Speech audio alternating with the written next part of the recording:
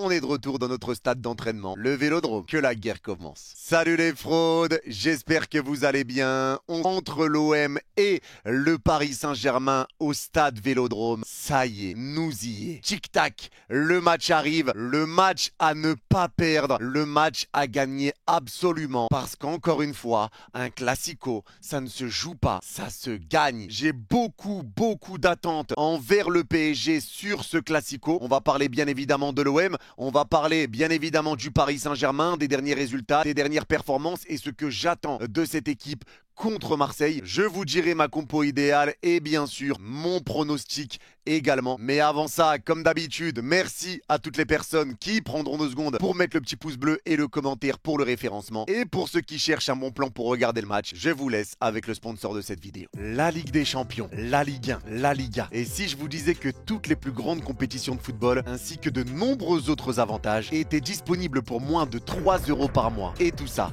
grâce à NordVPN. On a tous connu ce moment où un match n'était pas prêt. Avec NordVPN, c'est la fin de ses soucis. Au revoir. Grâce à NordVPN, vous pouvez accéder à des chaînes gratuites à l'étranger qui diffusent ces compétitions gratuitement ou moins cher. Par exemple, vous pouvez activer votre VPN au Mexique pour avoir accès à la Ligue 1 gratuitement sur YouTube ou alors l'activer en Angleterre et souscrire pour 12 € par mois afin d'avoir la Ligue 1 moins chère. Mais ce n'est pas tout. Vous pouvez activer votre VPN en Belgique ou en Irlande pour bénéficier des matchs de Ligue des Champions gratuitement. Vous pouvez également activer votre VPN en Espagne pour pouvoir avoir accès à certains matchs de Liga. Vous pouvez profiter par exemple de YouTube sans publicité en vous géolocalisant en Albanie, mais également Prime Video moins cher depuis l'Égypte et Crunchyroll moins cher depuis la Turquie. Et bien sûr, vous pouvez naviguer en toute sécurité en protégeant votre adresse IP et vos données personnelles. C'est le combo gagnant pour pouvoir protéger ces données et profiter d'un maximum d'avantages. Grâce à mon lien affilié que vous retrouverez en description et en commentaire épinglé, vous pouvez donc profiter de 4 mois offerts sur les abonnements de 2 ans et c'est satisfait ou remboursé dans un délai de 30 jours et ça,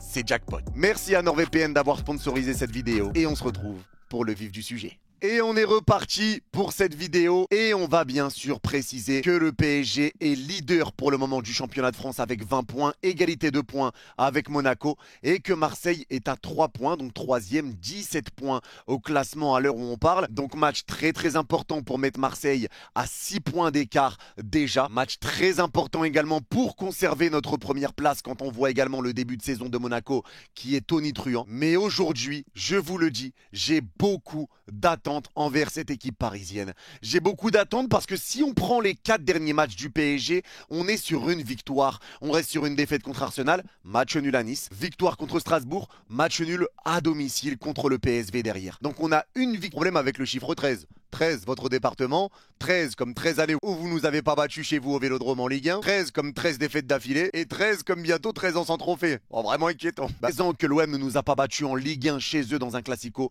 il ne faut pas s'arrêter. Les champions, donc les matchs après la Ligue des Champions, sont assez compliqués. Parce qu'après le match contre Girona, on fait match nul 1 partout contre Reims. Après le match contre Arsenal, on fait match nul 1 partout contre Nice. Et c'est d'ailleurs nos 2 seuls faux pas en Ligue 1. Et ces 2 seuls faux pas sont à l'extérieur d'efficacité. Et le problème que rencontre le PSG cette saison, parce que j'en entends beaucoup crier un petit peu partout, c'est juste ce manque de finition. Parce que les gars, il faut le reconnaître, dans la majeure partie des matchs qu'on voit depuis le début de saison, on arrive à voir un PSG qui est agréable à regarder jouer, un PSG qui se crée des situations, un PSG qui arrive à se créer le plus d'occasions parmi toutes les équipes en Europe. On voit un collectif, une équipe qui essaye de jouer ensemble avec une tactique qui est mise en place, mais on manque d'efficacité. En fait, on manque d'efficacité dans nos 2 surfaces, que ça soit défensivement sur les coups de pied arrêtés ou offensivement à la finition.